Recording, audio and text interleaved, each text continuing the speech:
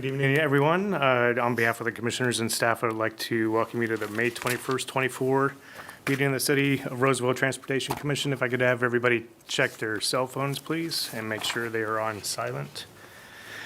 If you would like to follow along with the agenda, they are at the end of the staff table there. If you're watching online or on TV, you can check the city's website for the Transportation Commission for the agenda as well. If you plan to speak tonight, please make sure you fill out a card.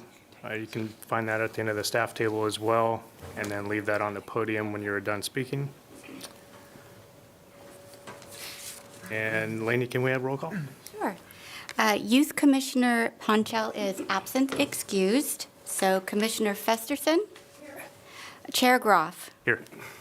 Commissioner McGeorge. Here. Commissioner Pell. Here. Commissioner Props. Here. Commissioner Radford. Present. And Commissioner Roberts. Here. Great. And Commissioner Bell, can you lead us in the Pledge of Allegiance? Please stand. I pledge allegiance to the flag of the United States of America and to the republic for which it stands, one nation, under God, indivisible, with liberty and justice for all.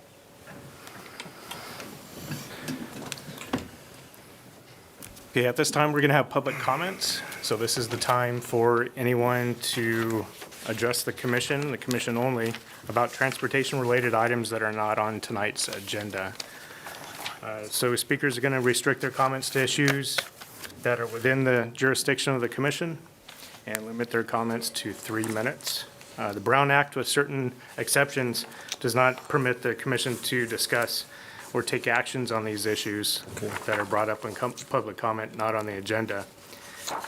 And if you are coming up to the podium, please state your name for the record. Okay, fine. My name is Peter Eklund. I'm a resident of Rockland, but I spend money in Roseville. This is kind of on the agenda tonight, but I wanted to just kind of start off. Over time, I've put together ridership statistics from FY18 to FY2023 by quarter, just to kind of show what's happening. And as you're going through this transit planning process, it's really important to know the context of where you are now and where you've been. And I passed out a couple copies, but let me just tell you, I have a chart here that shows just for the last three times when you're doing short-range transit plans, how the ridership fell between fixed route, commuter, and dial-a-ride, and also what the fare box ratio was. The fare box ratio has gone from 17%, and actually it was 21% because of the high increase in commuter in FY 2019, but you're down to 8.4% now. And that's not good. But the interesting thing is, as I said, a very strong fixed route used to be, and then later on there was more commuter and actually the fixed route went down. And the dial-a-ride is, and the second chart just shows that in a different way. That here the blue is the fixed route, and it has gone down. And it's come back a little bit, but you had the high commuter because you kept adding service there. Just quickly, just kind of go through the charts. For fixed route, which is on the first thing, it follows pretty closely between Placer County Transit, but it took that deep dive in the fourth quarter of FY20, and it started to come back, but it isn't really coming back very strong, what really needs to be done is to get out and do some marketing and some infrastructure and something like that, because you've got to get some kind of push to make it happen. Actually, Placer County was coming back a little bit stronger. It may have had something to do with free passes for the college. And this is dial-a-ride. Once again, it follows fairly closely between Placer County and Roseville, but it went down along with fixed route. You would have expected, that it would have come back because the ridership was there and there are people who really need it. There's a very strong increase, interestingly enough, in the last two quarters for for Roseville, so it seems like something's going right there. And it doesn't really seem as if the microtransit has really had any effect. It basically is the same service, it just has a different name. And one of the interesting things is, I check on the statistics, there's the number of calls that are made, telephone calls, and then the number of riders, and the telephone calls have not gone down, which means that even though there's... Mr. Eklund, thank you for your comments. Unfortunately, Okay, you're and I past have... your minutes. Okay, but and just one other thing, and then also there's a We chart. have heard your comments, so I appreciate it, Okay, Mr. fine. Eklund. Thank you for your comments, Okay. sir. All right, if there's anybody else that would like to address the commission on items that are not on tonight's agenda, come on up to the podium. Yeah, sorry, I'm unclear exactly on what was on the agenda, but I do have comments to make. My name is Maeva Costa. I'm sorry, what was your last name? Maeva Costa. I'm a Thank you. resident and voter of zip code 95678. I could not ride the bus here today because the bus route L only runs once an hour and I would have been late. I will not ride the bus home because the bus route does not run this late. And I'm here to underline the importance of taking action to expand the frequency of bus ride and update the current routes for Roseville Public Transit. So we have options, reliable options available outside of driving our own cars, aero, or ride shares. We should be able to connect Roseville to itself. We have a lot of new businesses being established in West Roseville, existing businesses, shopping plazas, and office parks in East Roseville, and residential neighborhoods, schools, and parks in between that should all be connected to each other. Currently, it's not really the case. It's really difficult to navigate from one side to Roseville to another. I've been riding Roseville Public Transit for over 4 years now. It's also important to connect Sacramento to Roseville outside of commuter hours and Kings games, and connect Roseville with other cities in Placer County. I believe it is becoming an increasingly urgent matter, especially considering the current expansion of our city. According to the latest census data, we have an estimated population of 155,000. 22.7% of our population is under 18, 17.1% is over 65 years old, and 6.7% of our population are people with disabilities. Those demographics are more likely to take public transportation over pricey ride shares or driving their own cars. If we compare Roseville to other cities in metropolitan areas outside of Sacramento County, we have West Sacramento, which has a lower population, but they have a bus line that connects them to downtown Sacramento and other cities with 2 routes per hour available 7 days a week. Cities like Berkeley in the San Francisco Bay Area has a population of 118,000. The percentage of their population that is under 18 and over 65 is higher than ours. They have a large student population, but AC Transit connects to San Francisco via the F line 7 days a week with 2 routes per hour. On a smaller scale, we have cities like Beaverton in Oregon, which has a population of less than 100,000, and their light rail connects directly to Portland. So I believe that this information really shows us that we have a lot of catching up to do. Thank you. Ms. Costa. Okay, is there anybody else who would like to address the commission for items that are not on the agenda? Seeing none, we'll close public comments. And next item on the agenda is the approval of the February 2024 minutes. Would any commissioner like to make a motion to approve the February minutes? So moved. Second. We have a motion to approve and motion to second. All those in favor? Aye. And opposed? Seeing none, motion is approved. Next item on the agenda is the presentation. This is a non-action item, informational item. It's for the active transportation plan. And staff, can we have your presentation? Good evening, Commissioners. I'd like to introduce Mike Dewar, who will be giving an update on our active transportation plan. Mike is an active transportation and transit professional with 18 years of public sector transportation planning experience. Currently, he is senior planner with the SOMAS, who is assisting our consultant, Alta Planning and Design, with our active transportation plan. Mike is very familiar with the city's infrastructure projects, having served as the manager of the Alternative Transportation Division before retiring from the city of Roseville. Mike is familiar with various funding opportunities for active transportation projects and has experience preparing successful grant applications. Thank you, Mike, for being here tonight. Thank you, Suzanne, and good evening, Commissioners. As Suzanne mentioned, Mike Dewar, I'm part of, work for SOMAS, and we're part of the transportation planning team with Alta Planning that's preparing the active transportation plan on behalf of the city. This plan would replace the existing bicycle master plan and pedestrian master plans that the city has.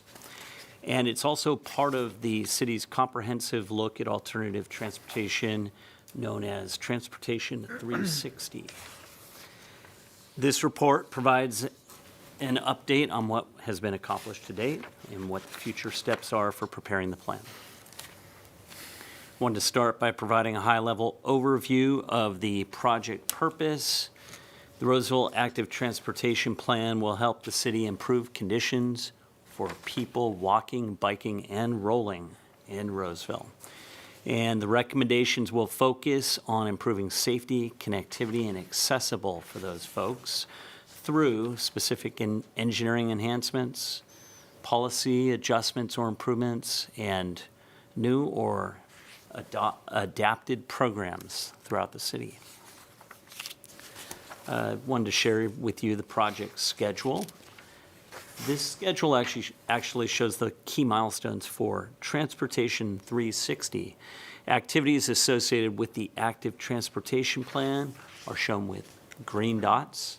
Activities associated with the Roseville Transit Comprehensive Operational Assessment that's part of the 360 are shown with blue dots, and then there are some shared activities. Those are shown with green and blue. I'm going to focus on the green and combined dots. Earlier this spring, we started the public outreach component of the active transportation plan. There was an open house, number one, held over at Mahaney Park at the library. There was also an advisory meeting, number one. The open house was attended by over 40 members of the public, and they were able to provide comments on existing conditions and also desired improvements for bicycle and pedestrian facilities and programs. At that time, the city also made available an online interactive feedback map for public review and comment. I'm going to talk a little bit more about that in a minute. Later this year, in late summer or early fall, we will review the results of the survey and the open house at an advisory meeting, shown as advisory meeting number 3. And that will be followed by a 4th advisory meeting and open house number 3 later in fall. At that point, the team will go back, finalize preparation of a draft plan, and it will be released for public review in the winter. And the plan will be reviewed and considered by the Transportation Commission, so we'll be back here again, and then the City Council.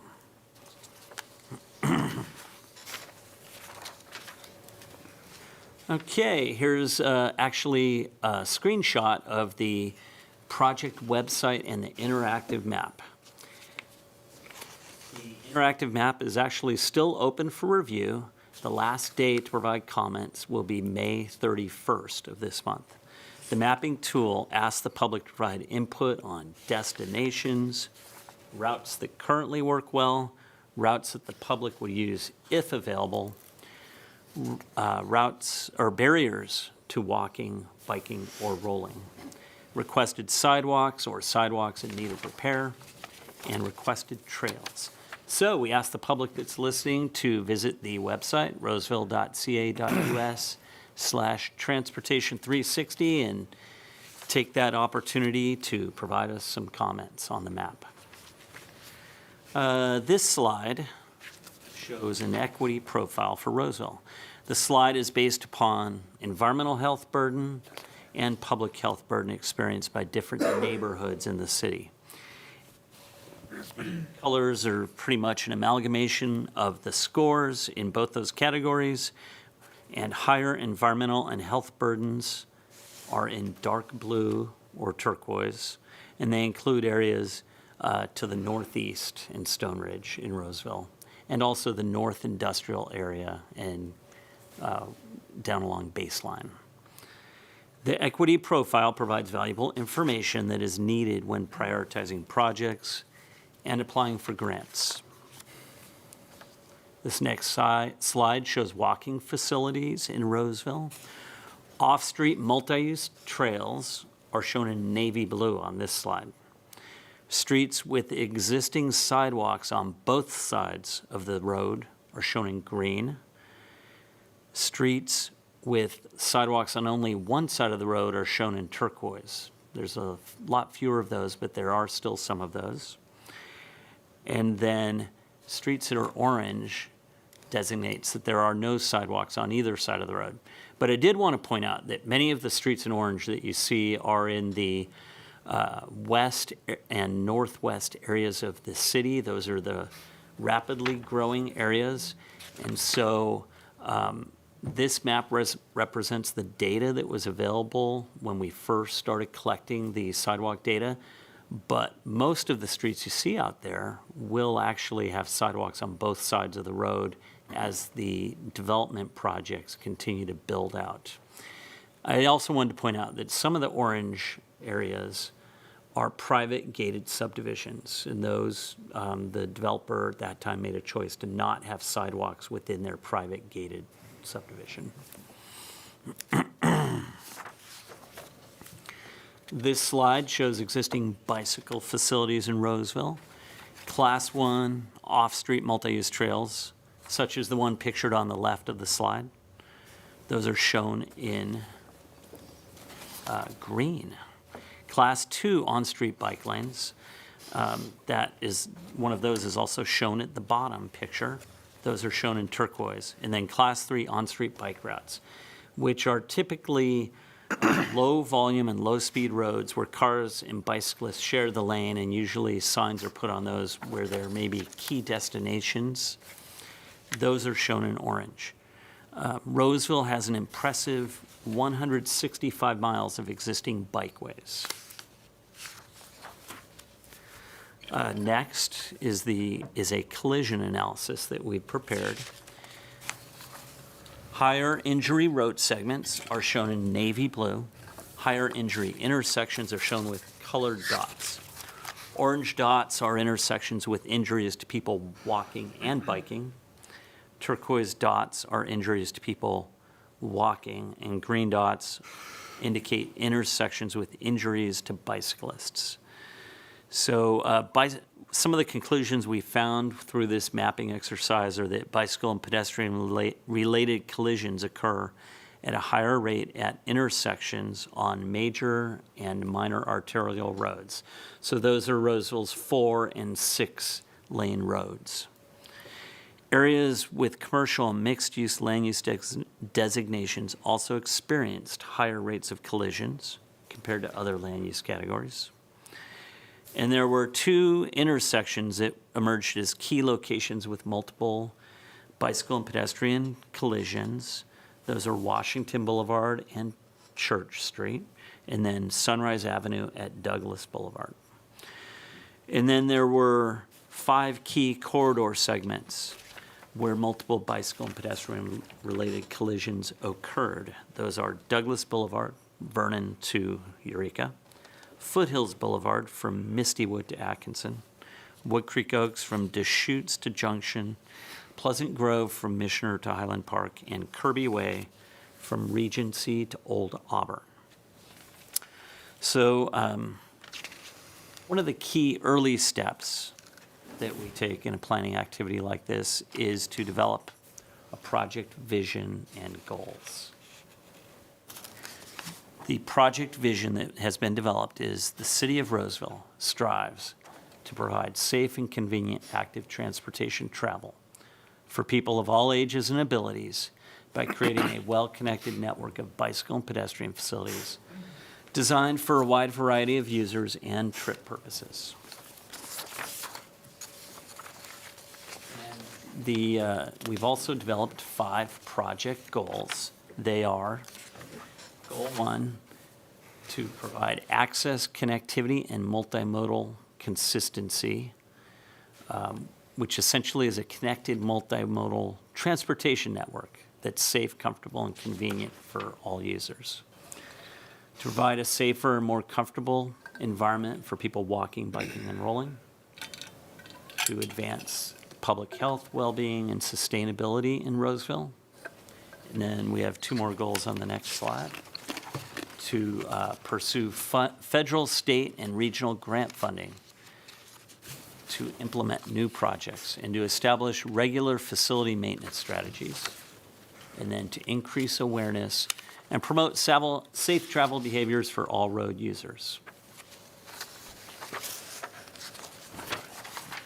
I also wanted to share with you some of the outreach that's been done to date. And this is also an extensive list of outreach, that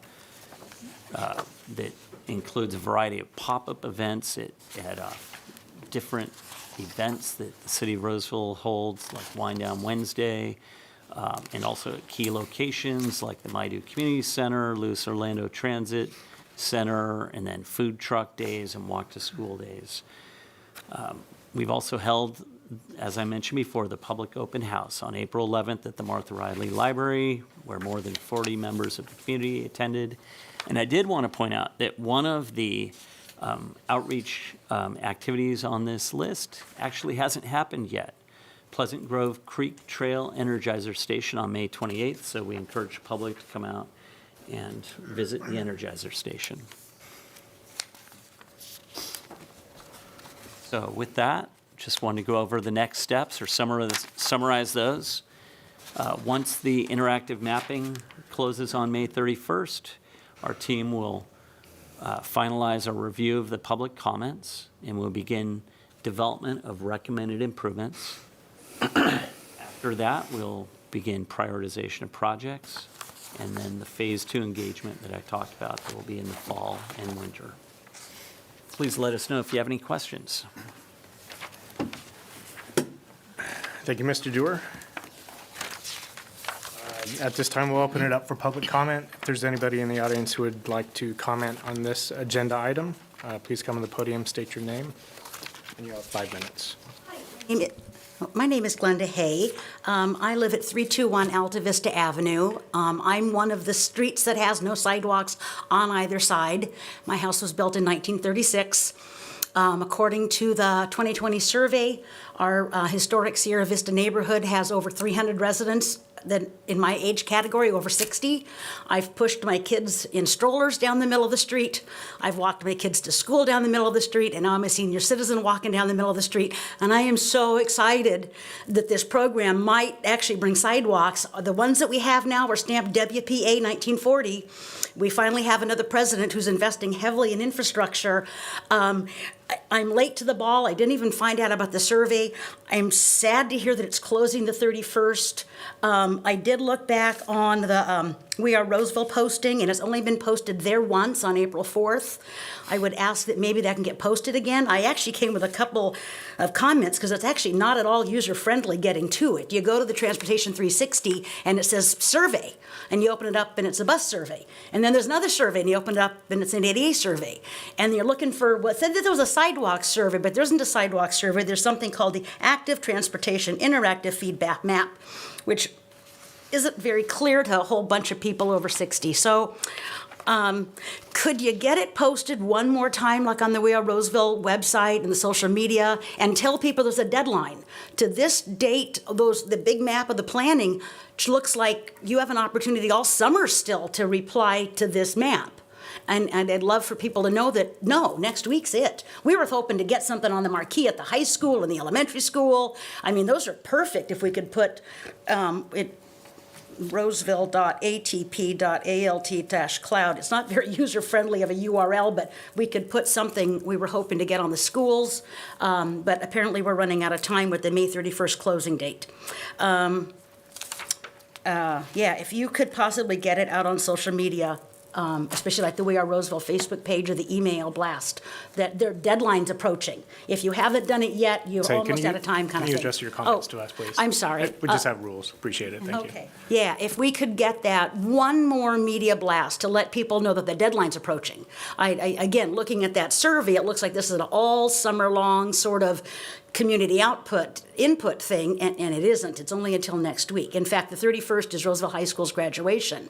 That's going to be our last time to really get attention of the high school families that are, again, walking in the middle of the road. I walked here tonight. It's exactly 1 mile from my house to here, that I have to start my journey in the middle of the road because there aren't sidewalks. So appreciate all that you're doing. Quick question, what was your street again? Alta Vista. Okay, thank you. So I'm almost dead between the high school at one end and the country club at the other. Okay. And there are scattered sidewalks between me and the high school and almost none between me and myself and the country club. Yeah. Thank Okay. you very much. All right, thank you. Appreciate it. I appreciate your work, everyone. Thank you. Thank you, ma'am. All right, is there anybody else who would like to make a comment on this agenda item, please? You have 5 minutes. You're Eklund again. Just a Eklund. couple general comments, just from sort of what I see around on streets. A lot of the bike lanes, on the arterials, are on streets with, over 35 miles per hour, and it really isn't safe because the bike lanes, as all people do, a lot of them are minimum width. I'd like to see some buffer lanes, and it can be done just by taking 1 foot away from each of the lanes. They're all 12-foot lanes, basically, and make them 11-foot, slow things down a little bit, and create a buffer to make it safe. What I'm seeing is more and more people riding on the sidewalk, in communities, and also a lot of electric bikes out there, and some of them are very young kids, very fast. And there's a lot of specific regulations for the e-bikes. There are different speeds and things like that, and I think some regulatory work needs to be done. Who can ride on the sidewalks, who has to go on the street, and then also, trying to, and on some cases, encouraging people to get on the sidewalks and creating some yield signs, at major driveways and things like that. I'm sure the same thing's going on in Roseville, but it's an important issue. This e-bike issue is an important thing. An important part of this is doing what I call first mile, last mile to transit, because it's very difficult.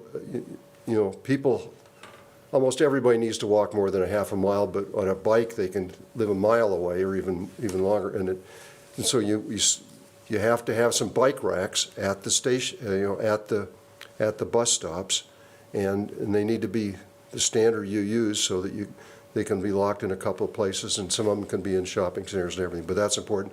And finally, wayfinding. Wayfinding is important so people can follow trails and they know how long they are and things like that. You can kind of overdo it, but you need a basic level of wayfinding so people can find the trails and use them, and they know, and if there are any conditions that they need to be aware of, if there's some facilities, water, outhouses, whatever, let them know about that. So those are my comments. Thank you, Mr. Eklund. Is there anybody else who would like to make public comments for this agenda item? All right, seeing none. Commissioners, do you have any questions or comments for staff? We'll start at this end, Commissioner Festerson. Well, I do. I wanted to back up with Mike, and when we're talking about the collisions that happen with the cyclist, do we document how many people had helmets on? And what you know what I mean, if there is major bodily injury because of that? My understanding is that is standard documentation, although I'm not sure that it's always filled out on collision reports. Okay. I guess that's about it. I'll wait till the end. No questions. Thank you. Excuse me. Sorry, I took a bunch of notes, trying to find if I had questions.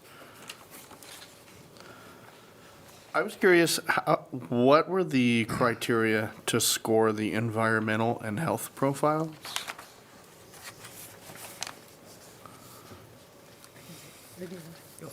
Okay. So Alta came up with their own way of using it. They used something called the Healthy Index. They used some different other things. They didn't take just the census, so they made their, it was actually a trifecta of some different things that they used to come up with their own Healthy Index. And do you remember the other one? I'm not sure if they use CalEnviro screen, but I will say that the Healthy Places Index is used by many grant agencies as a qualifying scoring category, as well as the others. So it's based on relative walkability of your neighborhood or things like that? Well, that's some of it. Example could be access to groceries. It could be other factors like air quality, Sure. income. Thank you. Okay. We'll start at the left end here. Louis, My turn. have anything? Yeah. Thank you for your presentation. It's nice to keep getting updates about everything that's going on. And as someone who grew up in the same area that Glenda did, I feel your pain. And I live in Los Cerritos now, so I fully get it. Half of our streets have a sidewalk on one side and half don't, so it is quite the maze to get around. So it would be nice if hopefully there's some money and proposed new sidewalks in that area. It would be great. But other than that, I think that's all I really got, and I appreciate you coming here and updating us. Thank you. Thank you for coming back, Mike. It's good to see you back here with us once again. Probably half of us were on the commission when you served as, in the role of, I guess you'd be the director. So welcome back. It was a good presentation. I was on my phone, but I was trying to navigate the Roseville.ca US/Transportation 360.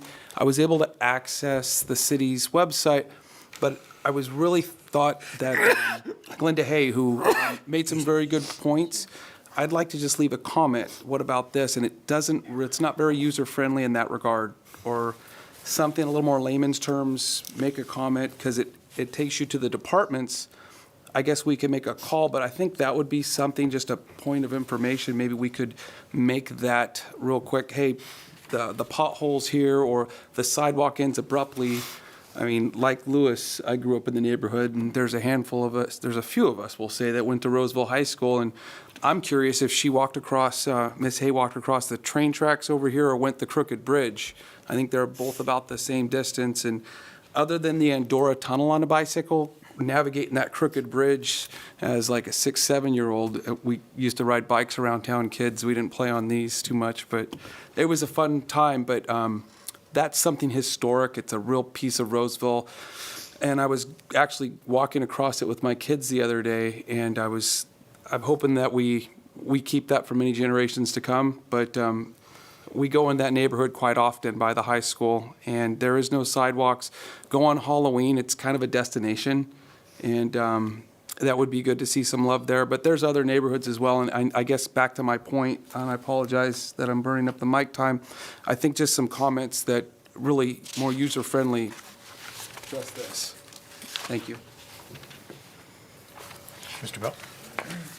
Thanks for your presentation. I think you know that I'm pretty excited about this, and I probably have a million questions burning up, but I'll try to limit myself. I think you guys nailed it on the project vision and many of the goals. Like, I wrote down connectivity, continuity, as some of the things that I care about when I'm biking around town. I want to get somewhere to where I want to get in a safe manner, on a continuous safe manner. Small dislocations, like a little bike lane drops out here for 100 yards, doesn't look like a big deal, feels like a big deal when trucks are passing you. So I think you guys really nailed it. A well-connected multimodal transportation network that offers safe, comfortable, and convenient mobility options. Yeah, 100%. That's great. I think some of it's interesting how we were planning on using some of this stuff. So, like, can you explain how is the equity profile? You know, you kind of have this bivariate, you know, two-axis environmental burden and public health burden, but how is that going to be used when it comes to making the plan? I think the key way it's going to be used is when the project prioritization takes place. And one of the things that we'll look at is which projects would be best suited for grant funding. So that will be a key part of the project prioritization, knowing which projects, based upon their location, will qualify well in grant programs. Yeah. I think it's super interesting. It's interesting to think about and go and looking at the raw data for it. You know, that's kind of what I do by trade. And I think once you get to census level, by census tract, the plus or minus percentage, the margin of error is almost as large as some of the data points. So it's interesting to use it as a tool, but then take it with maybe, you know, a local knowledge of the area and an assessment on the ground of, hey, does this make sense? But super useful tool. And then I think your crash and collision analysis is, you know, what you said was really bang on. You know, intersections with arterial roads, high rates of speed, you don't fare well if you're not in a 2-ton vehicle. So I appreciate the work you guys are doing and look forward to hearing more about it. All right, thank you. Just a few comments and questions relating to the survey, the Transportation 360 survey. Do you have any numbers about how many people have taken the survey already? I do not. Okay. Sorry. What was the determining factor to say that May 31st was going to be the due date? I did want to add, although I don't have numbers, I have viewed the comments online. There are quite a few. Okay. So I just wanted to add. Like a And I'll dozen or add, our 50? consultant is very happy with the feedback we're getting from Okay. the interactive map. Okay. Are we looking at maybe like a dozen people, 100 people, or? No. Yeah. Yeah, it's North a of lot that? of people. 100. Yeah. Okay, all right. Well, the concern that I have is, you know, we've heard some information about the website or the survey itself not being too user-friendly. So was there any thoughts based on that information of pushing the due date back or doing some other outreach? The due date is set so that we can start the next chapter, which is Okay. going through the recommendations. So that is kind of a drop dead deadline so we can meet our other deadlines. But we do take comments. So when we go to all these pop-up events, most people don't want to do the interactive map because sometimes we don't have a computer there, but they're able to write comments to us. And so we're keeping a spreadsheet of comments too. Okay, They can email us, yeah. We're taking feedback any way we can Okay. get it. We have a flyer over here tonight with the QR code. all right. Just want to make sure that, you know, there is a good solid reason for the due date, and, you know, we don't necessarily need to push that out, or you guys. Have those signs on our trails. Okay. So they're out on our trails. We've put them up at some local businesses. So we're trying to get the word out to everybody any way we can. So we appreciate your help. And Chair, Mr. Radford, you have one more? Thank you for letting me talk again. So I did find the link, so I stand corrected. Thank you, guys. Okay. And you don't have to do the whole map on there. If you don't want to draw the things in at the end, there's just give us comments. All right, so regarding the survey, anybody who's watching or anybody here in the room, I just want to encourage everyone who has any kind of comments or concerns or anything like that to do that. In your neighborhood, put out the word.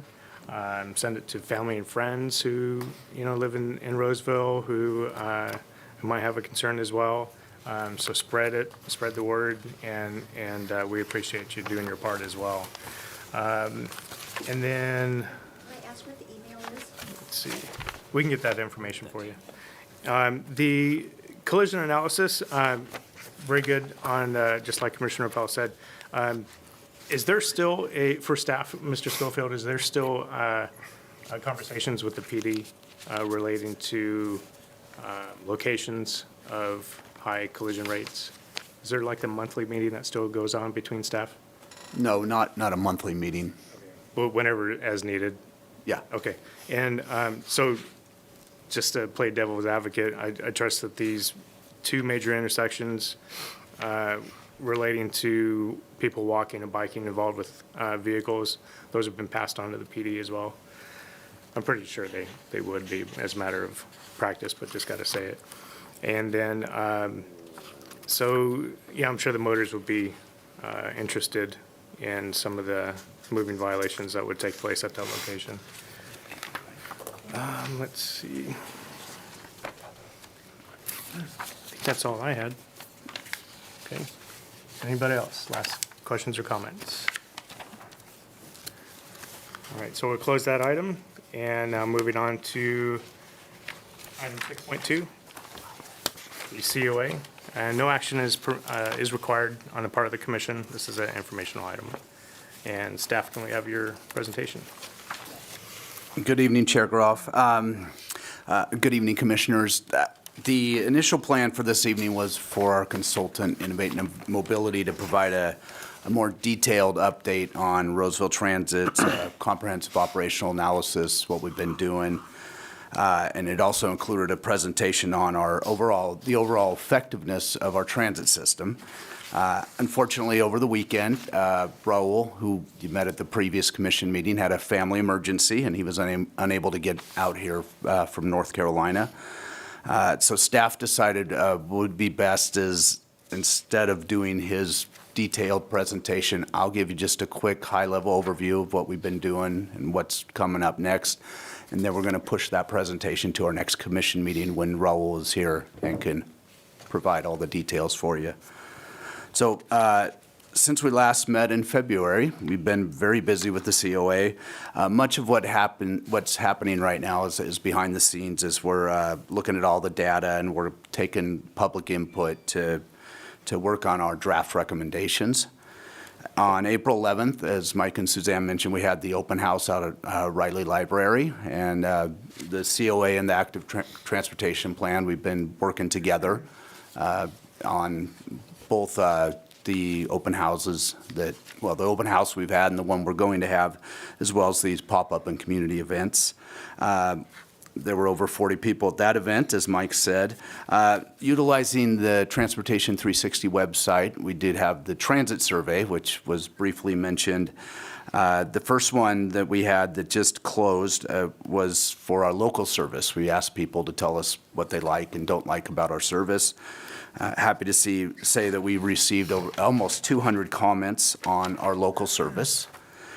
And then on May 10th, we opened another survey which deals with our commuter service. So that, if you're on there now, you can provide comments. This is for our existing riders. We want to hear from those that are using the system right now for commute service into Sacramento. This will be open for approximately 30 days.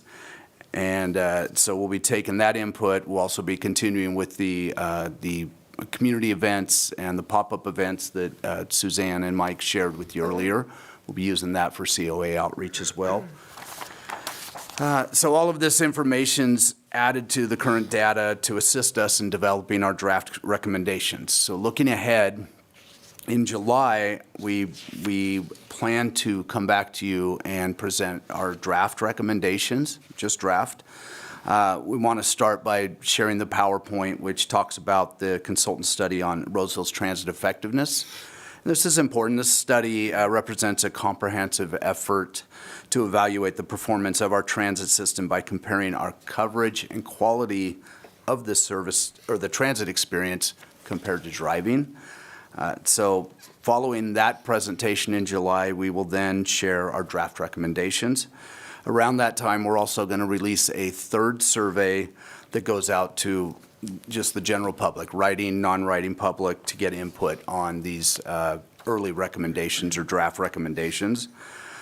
And then in August, we will hold our second open house, both an active transportation plan and COA open house. I think that'll be downtown here in early August.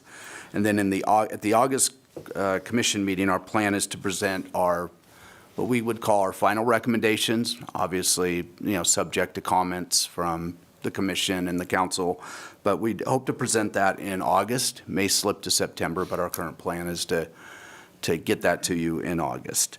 So that's the high-level overview. There's a significant amount of work going on, and it's getting exciting because we're over halfway there, and we're to the point where we're going to start seeing some draft recommendations. And I say we, us, staff, the commission, so we can start looking at how we're going to change our transit system here in Roseville. So that's it for my comments. Thank you, Mr. Schofield. So at this time, we'll open it up for public comment.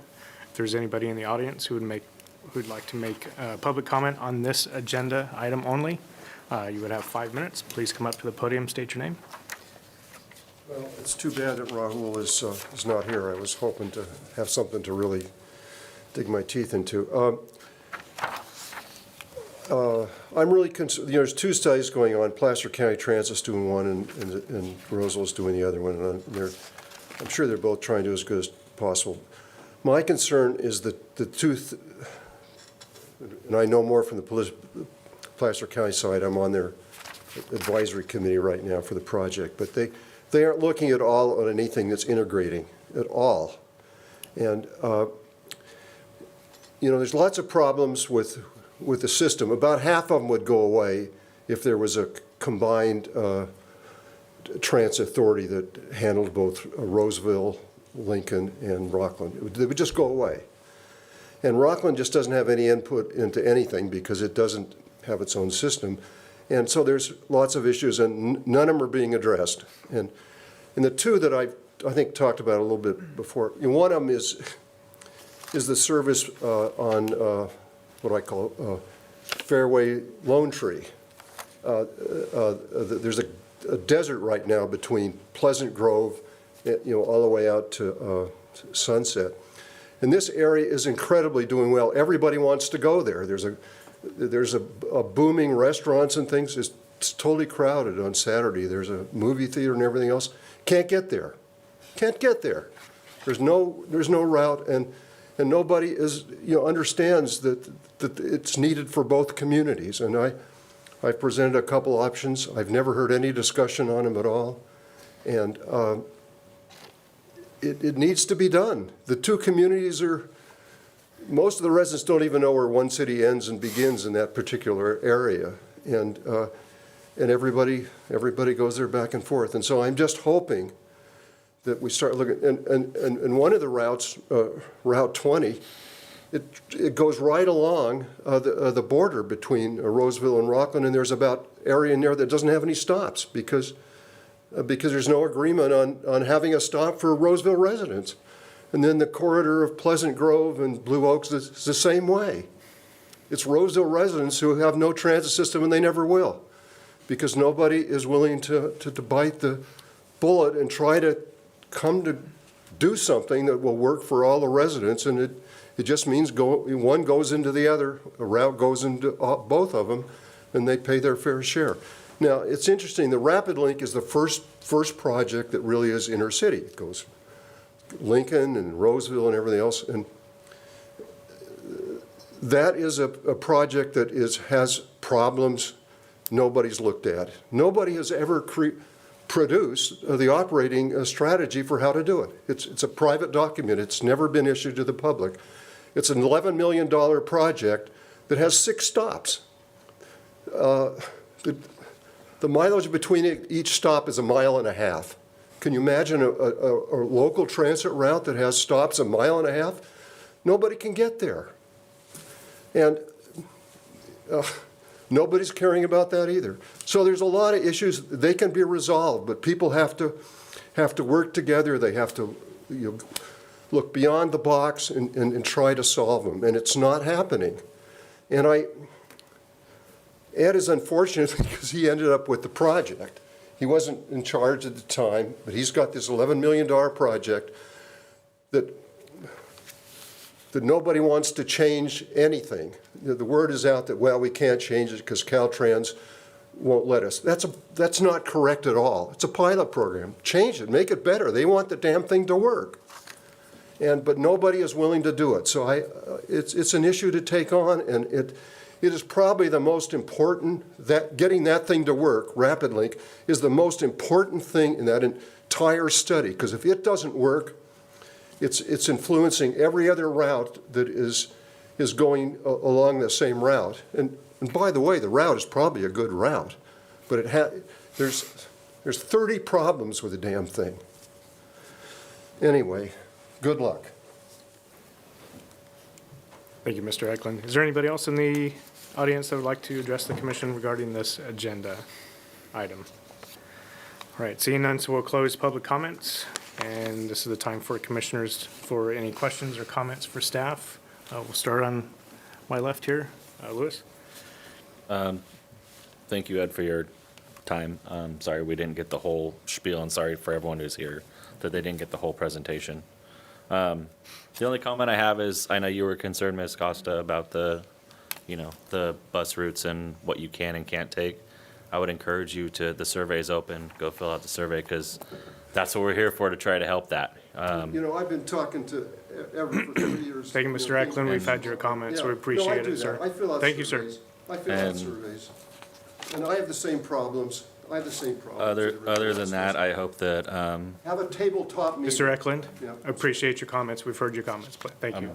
Thank you, No, sir. no, I'm ready to hear I'm all the in full favor of presentation at the next meeting, so thank you, guys. That's all I have.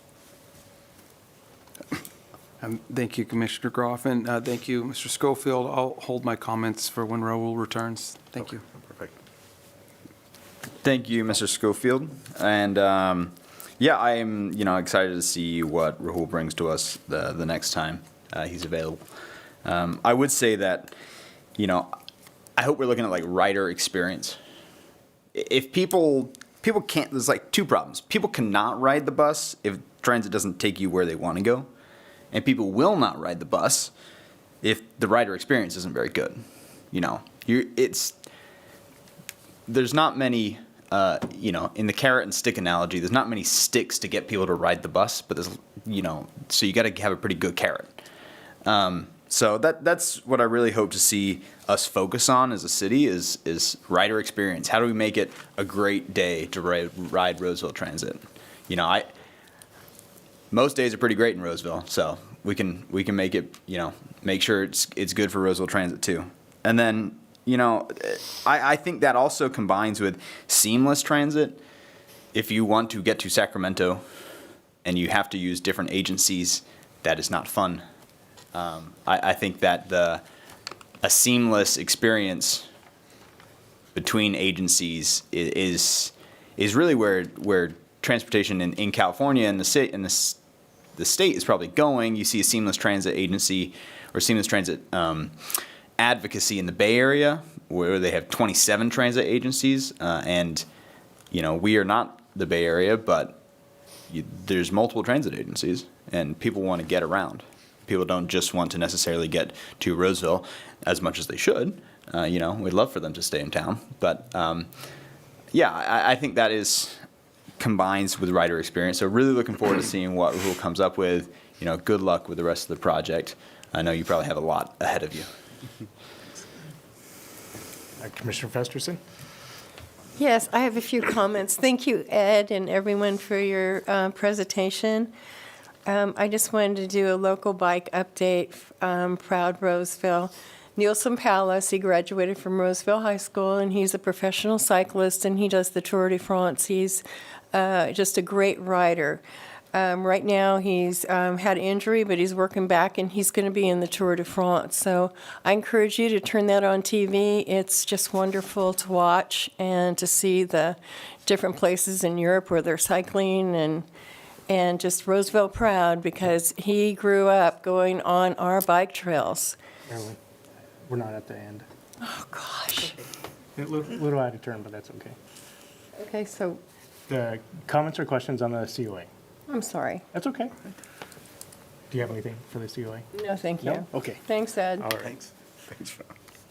Yes, next. Oh, I just wanted to thank Mr. Schofield for your presentation. And thank you, Peter, for bringing that up. As somebody that's a pretty big advocate of the Roseville commuter bus service, I love it. It's the most seamless, reliable. It's never let me down. I mean, and I'm usually quick to complain when things do. Been using it for 12 years. I would like you to encourage it. There's always that natural tension between government agencies. I know because I work for the 800-pound gorilla that comes to your town and flattens everything. There's always that natural tension between local efficient delivery of services and maybe giving up a little to have that synergy. But I would encourage you, and I'm sure you've kicked the tires from every angle, but there are some great things you can do, like with those 27 Bay Area transit agencies, like the Connect card that they have that allows you to seamlessly go from Roseville Transit to light rail and across, and I know there's trade-offs involved with that, but whatever you can do, we will support you in any way, and we'd love to find out about it. I know it's challenging, like what you said, Ms. Costa, trying to get limited services, because I remember being, a college student getting out of school and moving to San Diego, and I didn't have a car, and I wouldn't have been able to get employment to, because I didn't have a vehicle, and I lived in San Diego, and I had fantastic transit there, believe it or not. So I just really appreciate you guys thinking about those things, and I know it's hard to connect those dots with those different agencies because you do have to give up a lot, but I appreciate the update, and I think you guys are doing an outstanding job, because we do have a pretty fast-changing dynamic population, and everybody wants to come here or go here, so I appreciate it. Thank you. Thank you. Thanks for the update, Ed. A couple of my thoughts were, I'm excited to see what's going to come when Raul gets here and we move through this throughout the year. But I'm hoping that, to me, there's categories of people that use transportation services in general in Roseville, right? And there's the vast majority of the people, they drive their own vehicle to and from point A to point B because it's faster and it's easier. There's people that use the public service, transit service, because for whatever reason they can't use their own vehicle, maybe they don't have one or whatever that situation is, so they rely on the transportation service. And then there's a category of people that maybe use the transportation service because they have some sort of moral obligation, may not be the right word, but they're trying to make their green footprint, make a difference in the world, use the transit service for that reason. But the largest category of people here are the people that get in their car because it's easier and it's faster, right? So the whole key to me for this entire document is how do you close that gap to where you can convince the person that has a car to get on a bus or get a micro transit ride or a ride share or something, because it's not as inconvenient anymore and it's closer to the convenience of having just jumping in your own car, right? So I'd be interested to see how the documents we're creating try to put that idea together. Thank you, Mr. Schofield, for jumping in and taking some reins for Raul. I understand the last-minute change up there. So thank you for the information that you did provide to us. We're looking forward to Raul coming back and continuing the agenda item for next meeting. So that's all I have. Anybody else have any other comments or questions from the commission? The comment that I was trying to make that was appropriate is I think that gas prices are maybe going to increase ridership. Gas is pretty expensive, and I think maybe that's going to be an encouragement for citizens to ride the bus. Yes. Okay, so we'll move on to the next item, 6.3. This is Bike Fest. Again, this is a no action item for the commission. It's informational, and staff Suzanne, can we have your presentation, please? Well, it's me when they start talking about bikes. That's right. Good evening, commissioners. Again, I'm Suzanne Engelkey, Associate Transportation Planner, and I'm here to update you on bike activities happening in the Alternative Transportation Division. On the next slide, you'll see our 31st Annual Bike Fest. Don't have a presentation. Oh, there was a PowerPoint. No, I apologize. I didn't see one. I'll tell you all about it then. You're going to miss the pretty pictures then. The 31st Annual Bike Fest was held Saturday, April 27th in downtown Roseville. More than 375 participants had fun going through different stations while gaining valuable knowledge about bike safety. Helmets save lives, and that's why we fitted and gave out 190 free helmets to kids and adults. We also provided helmet fitting services for an additional 60 participants, making certain their existing helmets were safe for use. 2 lucky people won bikes donated by Mike's Bikes, and the Alternative Transportation Division donated a bike basket filled with goodies. Every participant walked away with a swag bag full of coupons for local businesses, bike safety information, and unique Bike Fest socks. The 2024 Roseville Bike Fest event was a success thanks to the efforts of 93 fantastic volunteers. These volunteers included Key Club high school students, residents, committee members, sponsors, and city employees. Their support, friendly smiles, and willingness to assist wherever they could created a fun experience for all the participants. Tricia Litz and Rebecca Espenshade served as chairs of the event. And all Roseville residents are encouraged to register for May is Bike Month. I have some little cards over here that are red. To participate in cycling activities in our region, visit mayisbikemonth.com to sign up. You can join in-person events, earn virtual badges, and log your miles for a chance to win amazing prizes while reducing greenhouse gases. As we mentioned earlier, Alternative Transportation staff have been hosting pop-up events throughout Roseville during the months of April and May, promoting our active transportation plan, as well as May is Bike Month, as well as our COA. Bike to School Day was Wednesday, May 8th, and actually May 9th, too. City staff and Bike Walk ambassadors distributed giveaways for students who were biking, walking, and rolling to school that morning. The number of participating schools increased this year to 8. This was the first event of any kind for the new school, Rex Fortune Elementary School, and those students were treated to an appearance by Spare the Air's mascot scooter. Trail users were able to stop and grab some goodie at the Energizer station on Miners Ravine Trail on Monday, May 13th. And then there's another opportunity to find us on the trail on Tuesday, May 28th on the Pleasant Grove Creek Trail. Some of our favorite visitors are the dogs, on leashes, of course, and we have treats for them too, and they seem to be the most appreciative of us being out there. You guys are really, it's going to be sad when you didn't see this next slide, because it was a good one of our alternative transportation staff. We're dressed a little funny, but we were out on the trails one Monday morning, and we were handing out goodies for May is Bike Month. So we were handing out socks, sweat towels, our trail maps, all kinds of goodies, encouraging people to sign up for May is Bike Month. And then Alternative Transportation is coordinating with Parks, Recreation, and Libraries for the first time ever. We're doing a bike-focused story time. And this special event is it's actually tomorrow morning, at the Martha Riley Library during its 2 normal scheduled story times. Children are asked to bring their bikes to the library. There'll be stories with a bicycle theme and songs about bikes. And then the children will go outside to learn bicycle safety by riding their bicycles through an obstacle course. We're going to have teach them about the parts of the bicycle and how to care for them by going through a bike wash.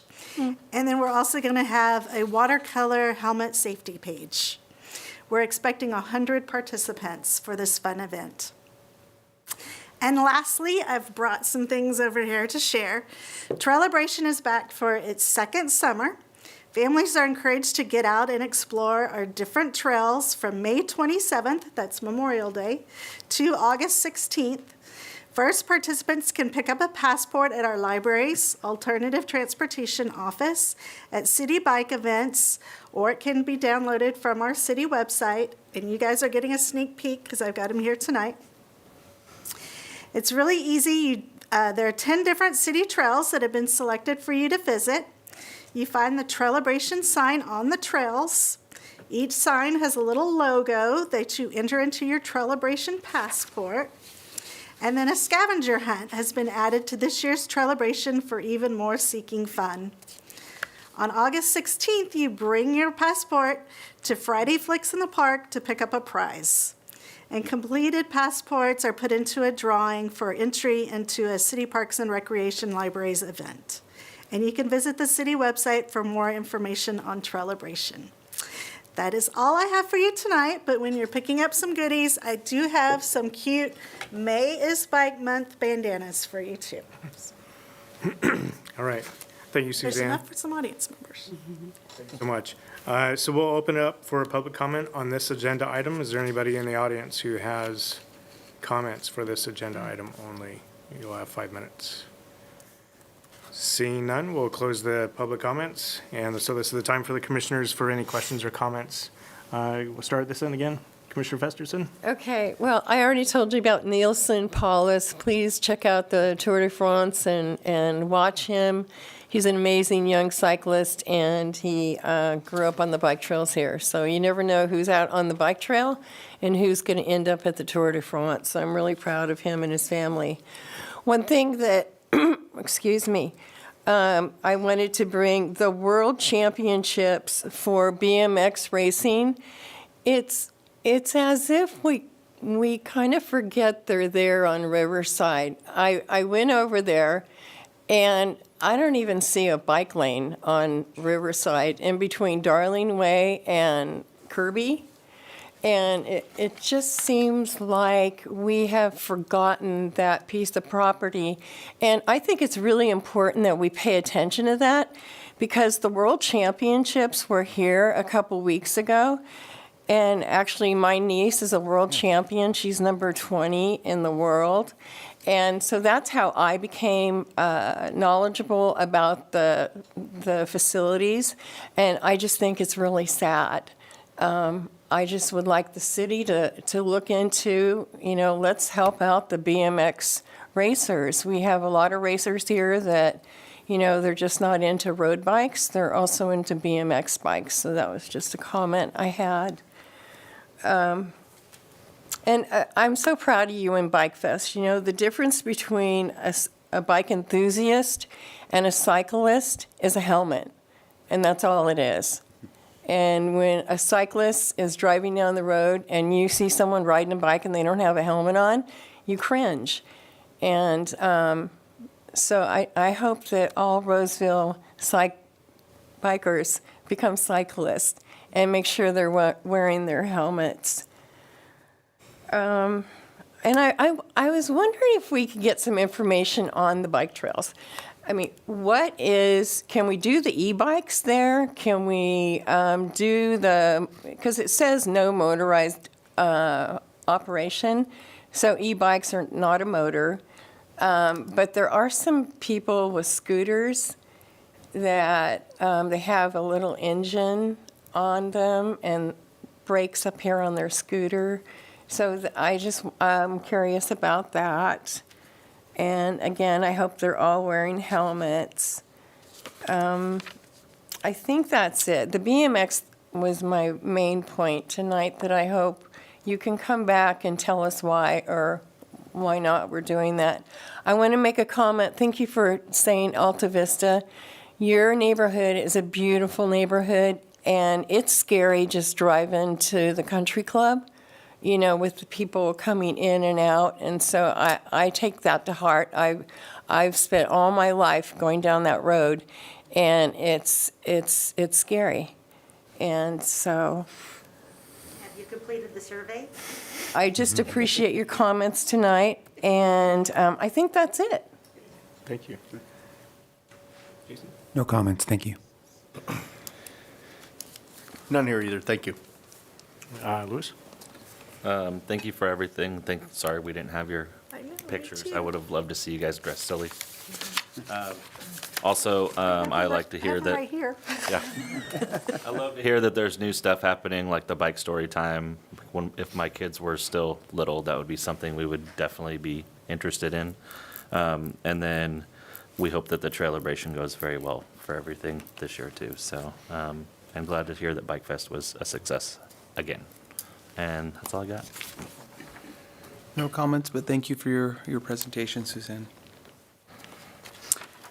Thank you, Suzanne. I was able to attend the Bike Fest with my son. I could not convince him to ride his bike, so we walked. But, you know, it was a lovely event, and it was great to see the team there. And, you know, great job, Tricia and team, putting it on. So, yeah, just thanks for everything staff is doing there. Thank you. Once again, Suzanne, very informational, and I like the motivation as well. Unfortunately, I wasn't able to make it to Bike Fest. I'm glad we had some representation from the commission as well. But again, very good information, and it seems like it's got just some really good energy. I like to see that, so thank you. Any other comments or questions for staff for this agenda item? No? All right, so seeing none, we'll move on to the staff or commission report. Staff, do you have any informational items or updates to report? No, we do not. Nothing, Suzanne? No, all right. Commissioners, do you have any informational items to bring up to report? Nothing, all right. Neither do I. So we'll move on to the next item, which is adjournment.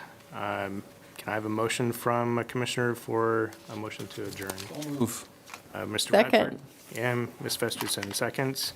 So we have a motion and a second for the motion. All those in favor say aye. Aye. And opposed? None opposed? We are adjourned. Thank you very much.